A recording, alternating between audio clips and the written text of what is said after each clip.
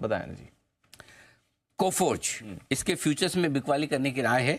5040 के stop loss से बेचिए और टारगेट में देता हूँ 4770 और 4655। बंद 5000 पे हुआ है दीप जान में। बहुत बड़े मैं का मतलब ये हुआ मैं यहाँ से 350 रुपये, 350 मतलब 7% का कट हुआ। मैं पूछने वाला था। हाँ, तो मेरे ख्याल से 3-4% तक नीचे खुले तब तक भी बेचा जा सकता है। 6-7% तो जाना चाहिए, हो सकता है और भी सरप्राइज करके 8-10% कम हो जाए, बड़ी बात नहीं है। बहुत ही कमज़ोर रिजल्ट्स है, मार्जिन इतने ख़राब आए कि क्या बताऊँ। उम्मीद थी 15.5% की, आए 13.5%। मार्जिन तो बहुत ही गड़बड़ाए हैं, इसमें कोई डाउट ही नहीं है। जेफरीज ने बड़ा तगड़ा डाउनग्रेड किया है, मतलब बेरहमी से 7650 से सीधा 4290। मतलब ऐसा कि मतलब स्लैश, हाँ, मतलब पीटी दिया एकदम ऐसा, मतलब है ना। अब जो इन्होंने रिजल्ट्स के साथ एक एक्विजिशन अनाउंस किया वो सिग्निटी का, कि 54% स्टेक ये सिग्निटी में ये खरीदने वाले हैं। सिग्निटी के लिए तो अच्छा है ये, लेकिन कोफोर्ज को के इस एक्विजिशन को लेके बाजार बहुत उत्साहित है नहीं। आपको याद होगा ये स्टॉक ऑलरेडी 20% 3 महीने में घट चुका है। और ये घटा कब था? जब से कंपनी ने अपना QIP अनाउंस किया और पैसा लिया। सब लोग ये सोच रहे हैं भाई कि IT कंपनी को QIP की क्या जरूरत, आप तो कैश रिच कंपनी होती है, आपको पैसे क्यों उठाने। और तभी से लग रहा था कुछ ना कुछ तो एक्विजिशन करेंगे। तो भाई सिग्निटी जैसी कंपनी का एक्विजिशन करने के लिए आपको पैसे उठा के एक्विजिशन करना हो तो एज एन इन्वेस्टर मैं तो नहीं दूंगा। करेक्ट। आप अपनी इंटरनल अक्रूवल से कुछ पैसा कमा के आप एक्विजिशन कर लेते तब तो ठीक है।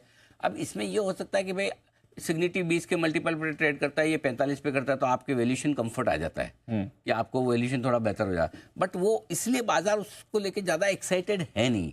सिग्निटी के लिए अच्छा एक्विजिशन है लेकिन कोफोर्ज के लिए नहीं, ग्रेट नहीं है। मेरा पॉइंट ये है। अब ये जहाँ तक स्टॉक प्राइस का सवाल है, गिरेगा, गिरना भी चाहिए, बड़ा गिरेगा, बड़ा गिरना चाहिए, लेकिन आपको क्या करना है, लोअर लेवल पे शॉर्ट नहीं करना है। क्यों नहीं करना उसका लॉजिक बताओ।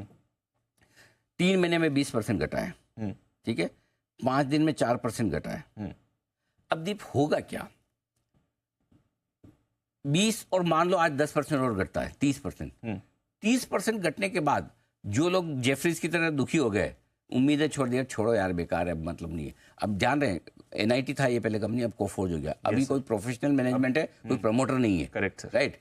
सो एक लेवल पे आने के बाद अब फ्रेश सेट ऑफ इन्वेस्टर्स आएंगे। राइट। तो जब पूरी दुनिया को बेचना है, नीचे में नए खरीदार आएंगे। जो 30% नीचे उनको स्टॉक बढ़िया लगेगा। सो इसलिए आपको 30% नीचे शॉर्ट नहीं करना, लेना नहीं लेना है, ये आपके रिस्क एपेटाइट पर डिपेंड करता है। आराम से सेटल होने दो 1-2 दिन, कोई जल्दी नहीं लेने के लिए। लेकिन बहुत ज़्यादा गैप से नीचे हो तो बेचने वाला बहुत रिस्की ट्रेड बनेगा आपके लिए। रहा सवाल सिग्निटी का, तो 1400 रुपये प्लस का उनका मेरे ख्याल से प्राइस आया है। उतना तो हो ही जाएगा, हो सकता है उसके बाद धीरे धीरे और भी बढ़े। कोफोर्ज के साथ जाने का इसका फ़ायदा हो सकता है। सो आई थिंक उनके लिए तो ठीक है। कोफोर्ज आज का एक्सीडेंट हो सकता है। आज का एक्सीडेंट। तो कोफोर्ज पर रखिए नज़र, बड़ा कट इस पर आ सकता है। दूसरा स्टॉक भी बताएं सर, एक और भी आप लेकर आए। दूसरा है बिल्कुल, दूसरा है बजाज फाइनेंस। इसके फ्यूचर्स में खरीदारी करने की राय, और बजाज फाइनेंस में लगातार हमने 7500 से बिकवाली की राय भी दी थी, 6200 तक आया भी। अब समय है बजाज फाइनेंस फिर से खरीदा जा सकता है। 6780 ये स्टॉप लॉस का लेवल है फ्यूचर्स का। 7050, 7130, 7250 और 7300 4 टारगेट लेके आया हूँ मैं आपके लिए, क्योंकि मुझे लगता है ये 4 टारगेट सही रहेंगे, आ भी सकते हैं। अच्छी खबर यह आई कि RBI ने इनके 2 प्रोडक्ट पर से बैन हटा दिया है तत्काल प्रभाव से। ई-कॉम और ऑनलाइन डिजिटल का जो इंस्टा EMI कार्ड था, जिस पर एक्शन लेने से इस पर असर भी पड़ा था।